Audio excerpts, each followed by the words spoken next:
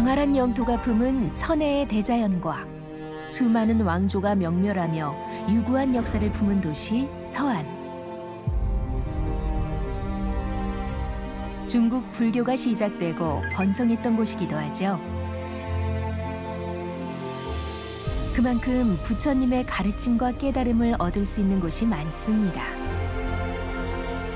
부처님 진신사리를 마주하고 그 숨결을 느끼는 감격의 순례길.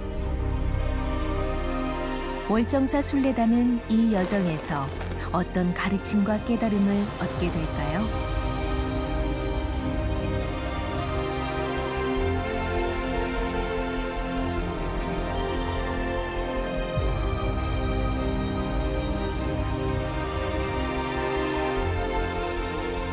자연 스님과 함께 중국 서안으로 떠납니다.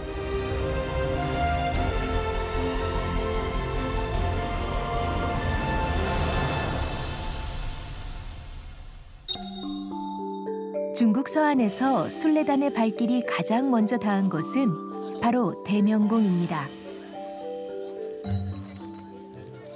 대명궁이라고 하는 데가 어디냐면 당나라의 법궁입니다. 그러니까 법궁, 정궁 이렇게 얘기하는데 이게 뭘 의미하는 거냐면 우리식으로 말하면 경복궁, 조선의 그러니까 가장 큰, 그리고 전 세계에서 가장 큰 궁전이었었어요. 네. 그래서 당나라의 그 화려한 영광을 알 수 있는 흔적만 우리가 황룡사, 뭐 미륵사처럼 흔적만 있는 그렇게 되겠습니다. 사람들 잘 안 들어옵니다. 세계 문화유산인데도 불구하고 사람들이 잘 안 들어와요. 근데 우리는 왕기를 받으려고 여기 왔습니다. 당나라를 대표하는 황궁으로 정치, 문화, 외교의 중심지였던 대명궁. 수많은 당의 황제가 이곳에서 나라를 다스렸습니다. 크게 번성했던 만큼 이곳에 거대한 규모의 궁궐이 있었죠. 왕궁은 어딨냐고 사람들이 그러는데 이게 다 왕궁. 터만 있는 거야, 터만. 지금 터만 있는 거야. 다 밀려가지고 터만 있어. 네. 이래서 우리는 큰 교훈을 얻을 수 있습니다. 건축은 돌로. 조금 힘들더라도 돌로 해야지 나무 건축은 이게 좀 잘 안 되는 거예요. 이게 다 그러면 왕궁이었어요? 네. 뭐 로마 이런 거랑 비교도 안 돼요. 훨씬 커요. 전 세계에서 제일 큰 궁궐. 보이는 데까지 전부 다. 둘러싼 궁성의 길이만 해도 7km가 훌쩍 넘을 정도로 거대했던 대명궁. 중국 고대사뿐 아니라 세계적으로도 크고 웅장한 건축물에 속하는데요. 이 대명궁이 흥성했던 시기는 중국 불교가 융성했던 시기와도 겹칩니다. 즉, 당대 불교 문화가 꽃피는 거대한 무대이기도 했죠. 이번 월정사 순례단에는 아주 어린 꼬마 불자도 함께 있습니다. 그런데 꼬마 불자가 자연 스님을 참 잘 따르는 것 같은데요.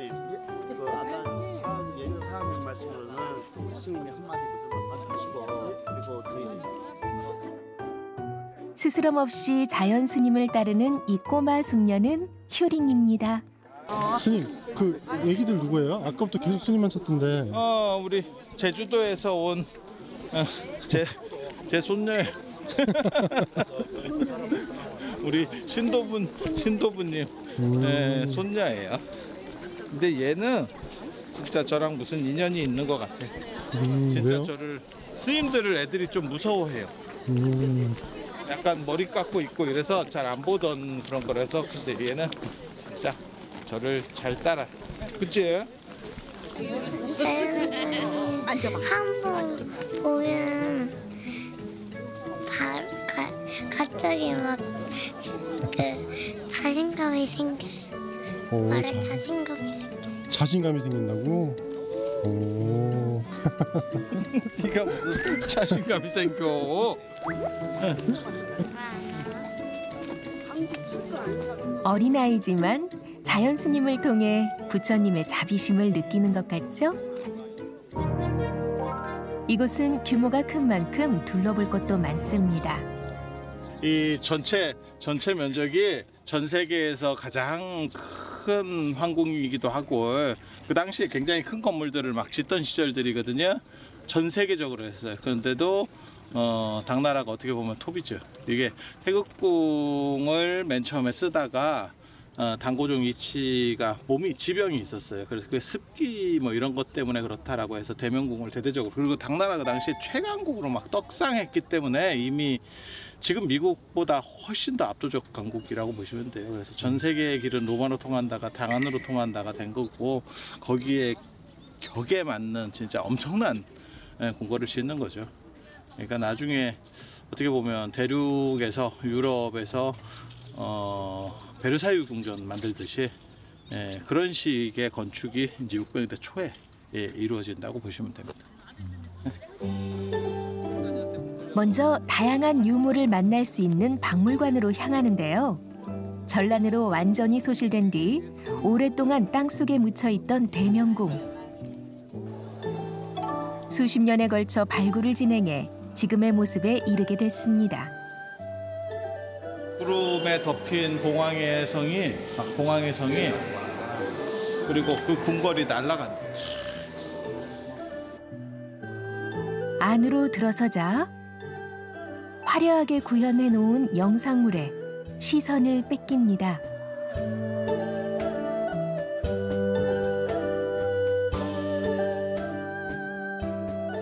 더 재밌게 만들어놨네. 이게 입체적으로 사람들이 좀 움직이고 이렇게 해놓으니까 더 재밌는 것 같아요.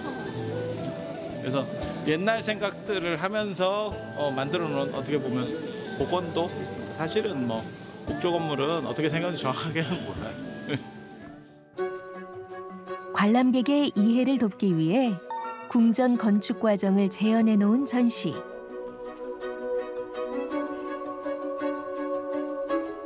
이를 통해 1300년 전 어떻게 거대한 궁궐을 건설했는지 조금이나마 실감할 수 있습니다.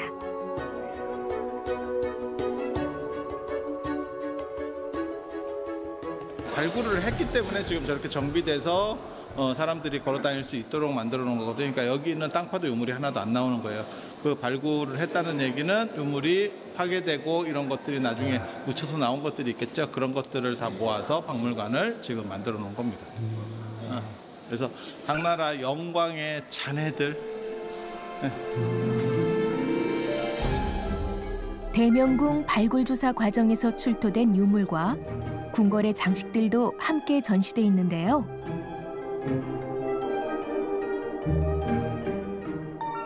당대 궁궐의 웅장함과 건축미를 짐작해 볼 수 있는 중요한 유물입니다. 당나라 황제에게 조회하는 거예요. 당나라 황제 무덤, 당고종 이치 무덤 앞에 올라다가 쫙. 황제를 중심으로 고위 관료들이 모여 국가의 중요 사안을 논의하는 조회 모습도 만나볼 수 있는데요.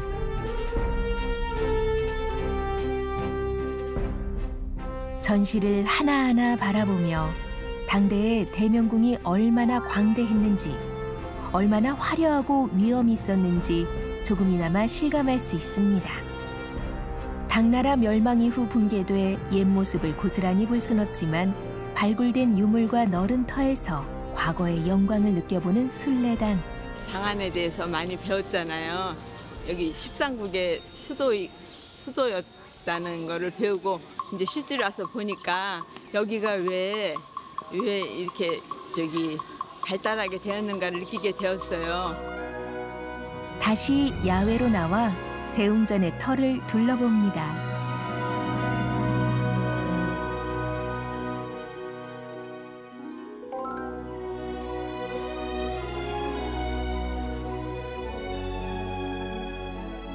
벽돌로 이렇게 기본 정비들은 다 하고, 그러니까 발굴 다 끝내고 지금 기본 정비들은 다 해놓은 상태고, 아마 어느 시점이 되면 이 위에 건축도 다시 할 걸로 그렇게 생각을 하고 있습니다. 이런 게 또 건축이 되면, 지금은 건물지만 남아있지만 건축이 되면 또 와서 볼 날이 있을 것 같습니다. 중국 서안을 걷는 순례의 여정 둘째 날.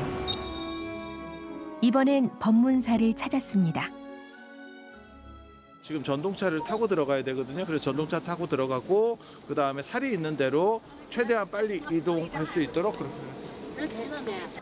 여기 당나라 황실사찰 법문사입니다. 지금 시절이 좋아서 우리가 이렇게 와 있는 거지 옛날에는 최고 A급 아니면 들어갈 수 없는 신라로 말하면 황룡사 같은 절이라고 생각하시면 되겠습니다. 그리고 여기 있는 사리가 당나라 어떻게 보면 중국 전 역사를 통틀어서 가장 유력한 사리입니다. 그래서 그 사리, 이 지골사리, 손가락 뼈사리, 세 번째 손가락 뼈사리를 챙겨나러 왔습니다. 중국 불교에서 매우 중요한 의미와 가치가 있는 사찰 법문사. 당대에는 당나라 황실이 직접 관리하는 국가 최고의 사찰이었고 현재는 부처님 사리를 모시고 있는 사리 신앙의 대표적인 도량입니다. 역시 대국이라는 걸 느끼네요. 대국이는 이거 봐. 진짜 엄청 크네요. 네, 대국이라는 느낌이 들고 역시 또 황금이라는 거기에서 중국이라는 걸 느껴져요. 굉장합니다. 마음, 진짜 이 와서 느낄 수 있는 체험이 정말 중요해. 1980년대 진신보탑이 붕괴되면서 대규모 발굴이 이뤄졌고 그 과정에서 부처님의 손가락뼈 사리와 수많은 유물이 출토되었는데요. 때문에 국가 1급 보물로 지정돼 엄격히 보호하고 있습니다. 법문사에서 보관하고 있는 부처님 손가락뼈 사리는 많은 불자가 법문사를 찾는 이유이기도 하죠.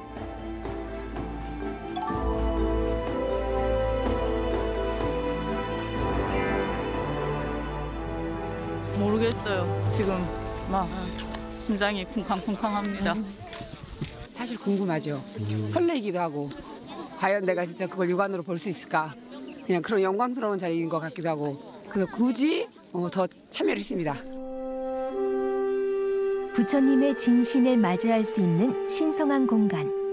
그 안으로 입성할 준비를 합니다.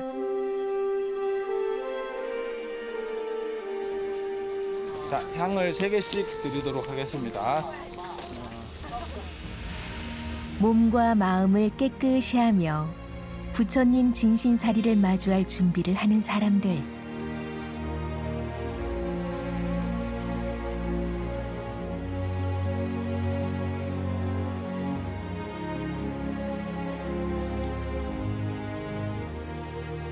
꼬마 불자도 부처님 사리 친견에 경건한 자세로 임하네요. 모두 부처님과 같은 수행의 길을 걷고 싶은 마음을 담아 간절히 기도합니다. 꼭 와보고 싶었던 이 법문사에 부처님 진짜 사리를 친견할 수 있다는 거에 지금부터 친견하기 전부터 너무너무 가슴이 벅차오르네요. 그리고 이렇게 좋은 기운이 있는 곳에 와가지고 꼭 기도하고 싶었어요. 네, 고맙습니다. 드디어 사리탑 안으로 들어가는 순례단.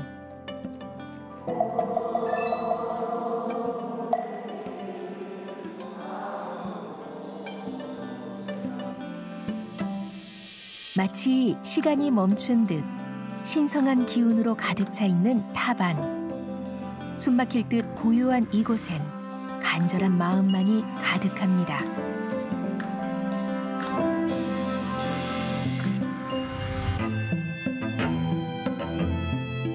부처님의 진신사리를 친견하는 흔치 않은 기회. 사리함을 바라보며 금강경 기도를 독성하는데요.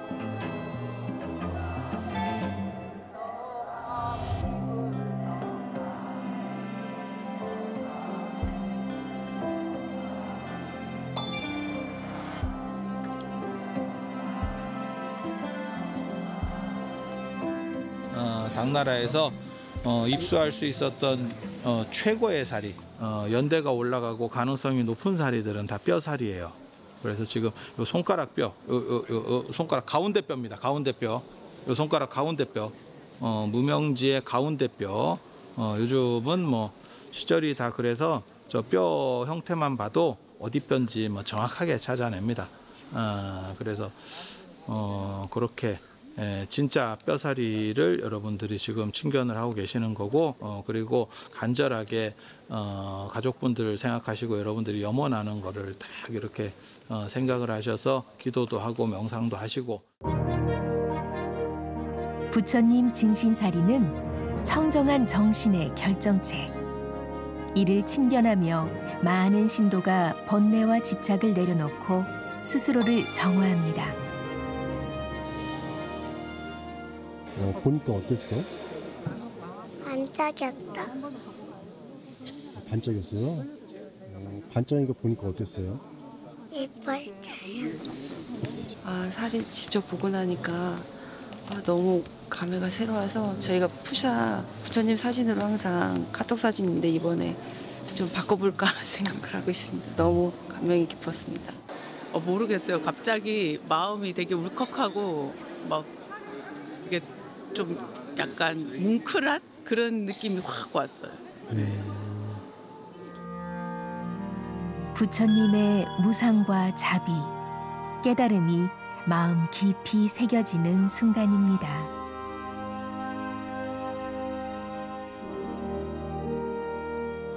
무니부활서가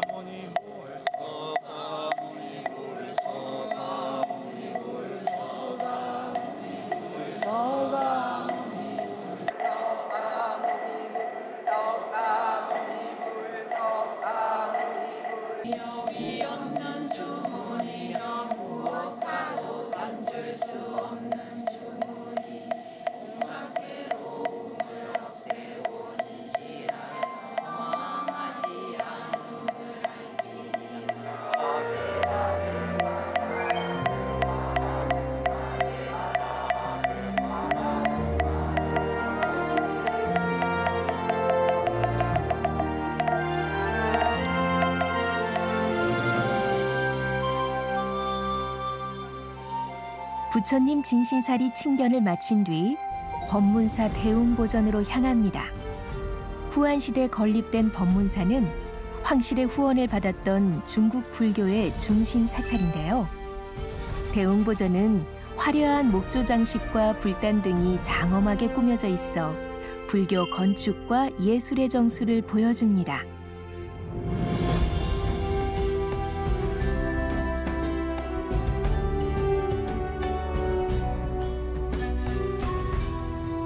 이어서 찾은 곳은 진신사탑. 만약 1981년 폭우로 탑 일부가 붕괴되지 않았다면, 복원 과정에서 지하 궁전이 발굴되지 않았다면 오늘날 우리는 부처님 진신사리를 비롯해 많은 보물을 만날 수 없었을지도 모르겠습니다. 순례의 여정 셋째 날. 이번엔 자연 스님과 함께 어떤 순례길을 걷게 될까요?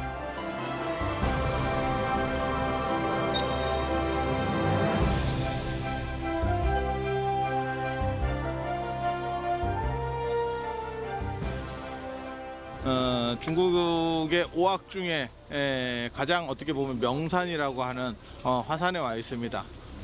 동쪽의 태산, 그 다음에 남쪽의 형산, 북쪽에 황산, 중앙에 숭산, 그와 더불어서 화산. 화산하면 또 화산검파 이래가지고 영호축 나오는 것도 있고, 그 다음에 이제 영웅문에 보면 또 이렇게 화산농검, 위에 가면 김용 지금 화산농검 비석도 있어요. 그리고 그 화산파는 원래 전진교, 진짜 전진교의 유파에서 해서 검파로 유명합니다. 가보면 왜 검파인지 그 경치를 보는 순간 딱 이해가 돼요. 그래서 한번 올라가 보도록 하겠습니다. 화산은 화강암으로 이뤄진 높이 2154m의 바위산으로 질령 산맥에 위치한 험준한 산입니다. 지금은 케이블카 덕에 이렇게 쉽게 오를 수 있지만요. 이거 항상. 거기가 항상이에요. 돌은 소댕에? 화산은 꽃같이 이렇게 쫙 5개 봉우리가 이렇게 돼 있어요. 그래서 우리가 서봉 높은 쪽으로 올라가서 한 바퀴 쭉 돌아서 북봉 낮은 쪽으로 쫙 이렇게 해서 그래서 꽃 같은 봉우리 화산. 그리고 위에서 보면 더 멋있어요. 세상에 이런 산이 있나 싶을 정도로 제가 가본 최고의 산입니다. 그런데 시야를 가리는 짙은 안개. 스님 근데 아무것도 안 보이는 것 같아요. 아니에요. 믿음을 가져. 조금 있으면 다 해결이 됩니다. 저쪽에 안 보여요? 어떤 거 말씀하시죠? 돌아 보이는데 어떻게? 마음이 깨끗한 사람들은 보이고 업장이 두터운 사람들은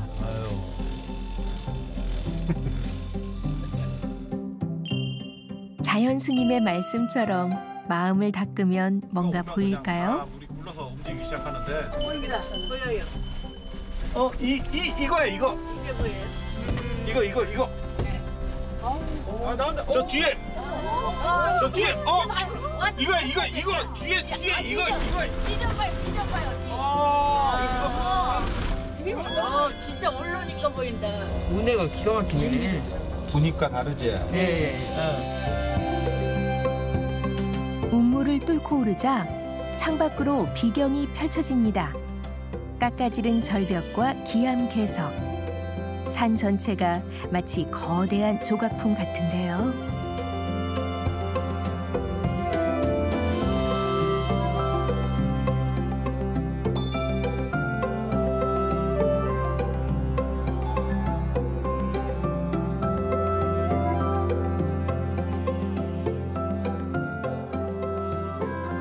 지금 우리가 서봉에서 지름길로 해서 이렇게 쭉쭉쭉 와가지고 북봉으로 지금 창룡령길을 가고 있습니다. 그렇게 해서 이제 북봉 도관, 저쪽에 이제 도관이 원래부터 저쪽에 개발이 돼 있어서 저기는 식당도 있고 그런 게 좀 있어요. 그렇게 해서 북봉을 찍고 하산하는 코스 이렇게 되도록 하겠습니다.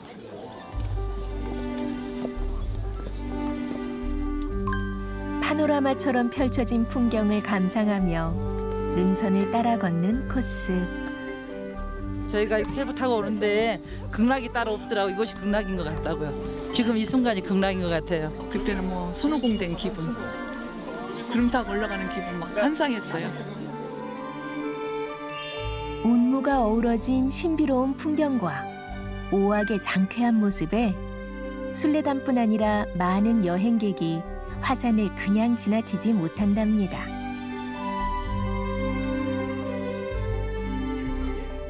그런데 서봉에서 북봉으로 향하는 길이 만만치 않네요.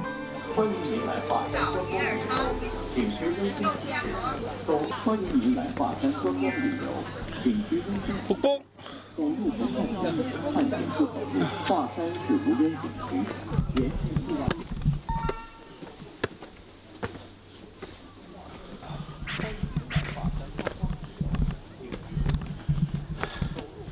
우린 계단증이라고, 고산증보다 무서운 계단증.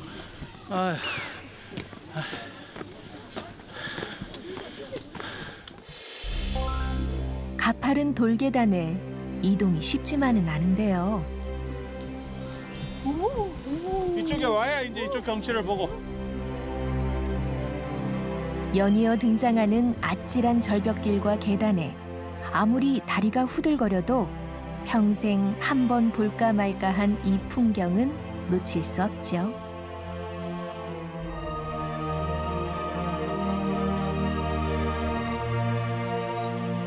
특히 봉우리를 넘다 마주친 정자, 하기정은 그야말로 절경입니다. 오죽하면 하기 나라와 쉬어가는 아름다운 곳이라 불릴까요?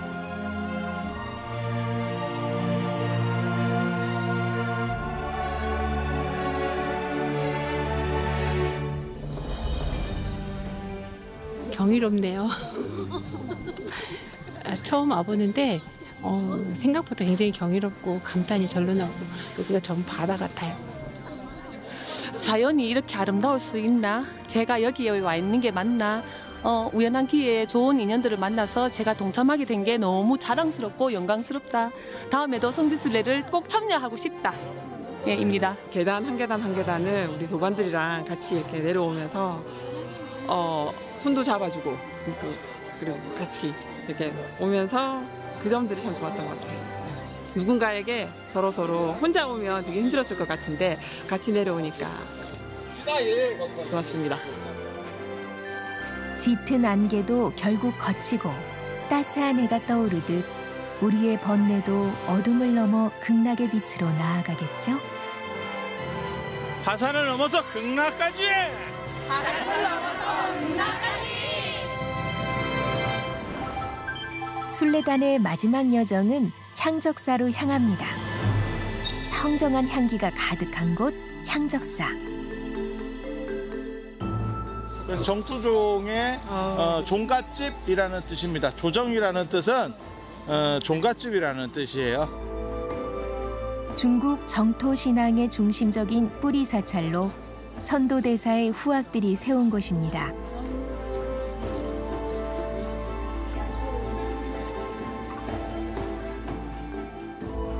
선도대사의 유덕을 기리기 위해 지은 선도탑도 만나볼 수 있는데요.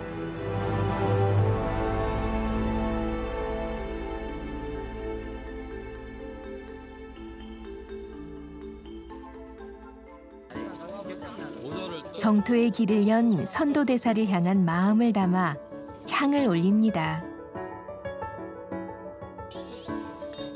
꼬마 불자도 예외는 아닌데요.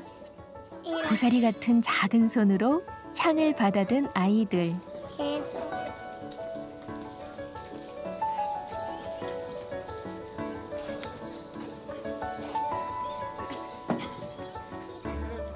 생각과 마음을 집중하고 번뇌를 씻어내 맑은 마음으로 예를 갖춰 기도합니다.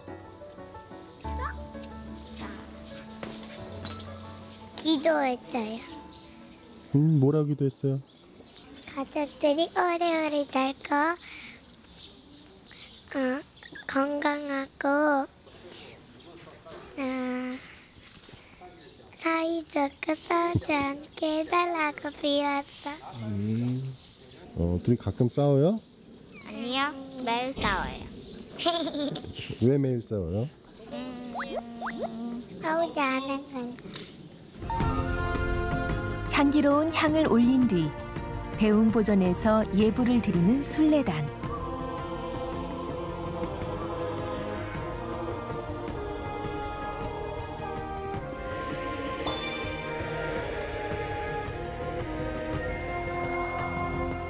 부처님의 지혜와 자비를 찬탄하고 내 안에 어리석음을 참회하는 수행의 시간입니다.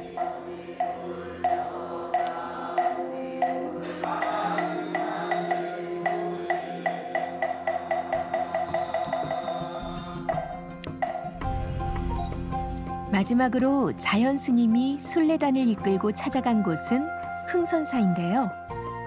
자연 스님께서 순례단을 이 사찰로 안내한 데는 이유가 있습니다.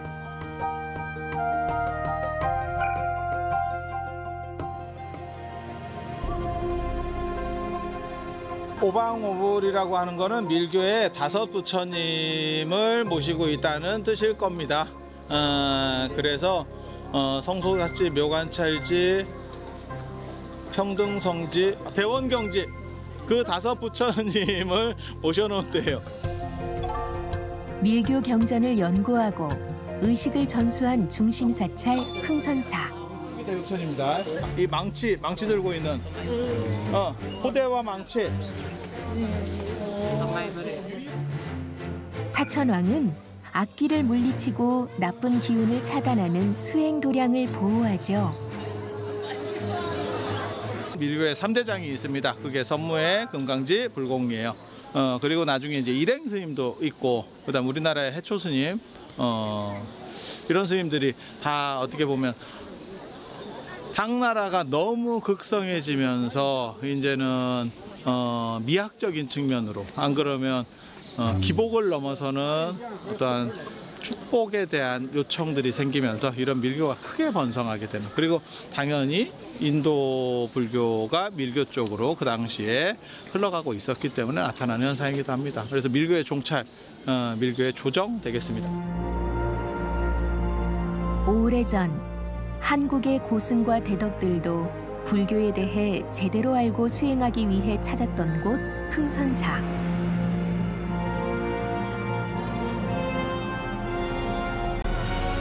고승들의 숨결이 남은 곳에서 한 번 더 불심을 다져봅니다.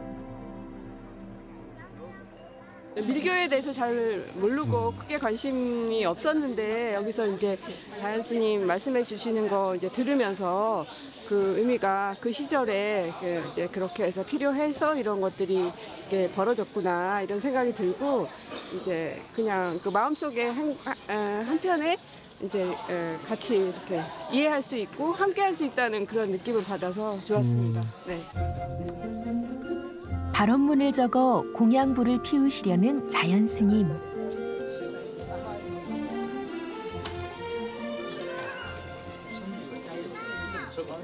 스님 이건 뭐예요? 코일향이에요. 코일향 이런 거 하나 키면 한 일주일 정도 타는 경우도 있고, 어떤 거 얇은 거는 한 달 정도 타는데 이거는 두께로 봤을 때 일주일도 안 갈 것 같은 약간 불길한 느낌이 듭니다.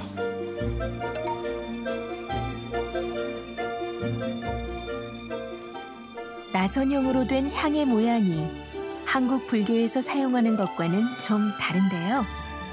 향이 천천히 타들어가는 동안 기도와 발언이 끊이지 않는다는 의미를 담고 있습니다. 자연 스님의 간절한 염원도 모두 이뤄지겠죠.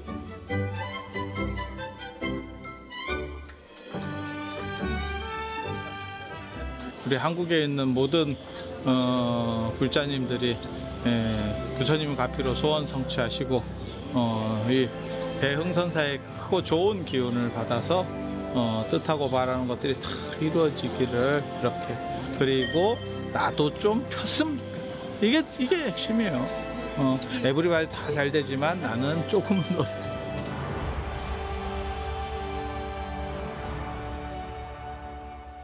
제 인생에 아무래도 좋은 영향력과 좀 복을 좀 받고 그렇지 않을까 하는 기대감으로 성지순례 참석을 하게 됐는데, 제 건강도 좀 회복하고 가족들 건강하고 이렇게 하려고 기원 드리고, 스님들이 축원도 많이 해주시고 저희도 정근도 하고 절도 많이 하고 기도도 열심히 했습니다. 그래서 너무 즐거운 시간이고 감사한 시간이었습니다. 각 그 종파들의 그런 그 본산이라고 할 수 있는 그런 시종이라고 하는 그런 장소들을 답사할 수 있어서 굉장히 뜻깊었습니다. 혼자 기도할 수 있는 것보다 이렇게 단체적으로 기도하는 그 느낌을 제대로 전달을 받아서 정말 감사한 마음을 가지고 갑니다. 성지순례니까 아무래도 일반 여행하고는 다르고요. 계속 우리가 기회만 있으면 기도하고 축원하고 그다음에 부처님께 절을 올리면서 그러한 어떻게 보면 가피의 마음, 행복에 대한 추구, 그리고 이러한 생각들이 댁내에 돌아가서도 잊혀지지 않아서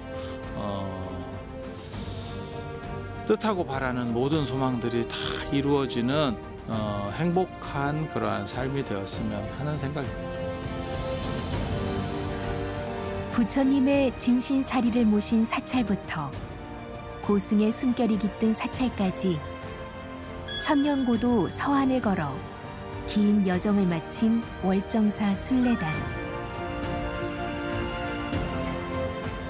단순한 발걸음이 아니라 마음을 닫고 서원을 새기는 수행의 길. 월정사 순례단의 위대한 정진은 계속됩니다.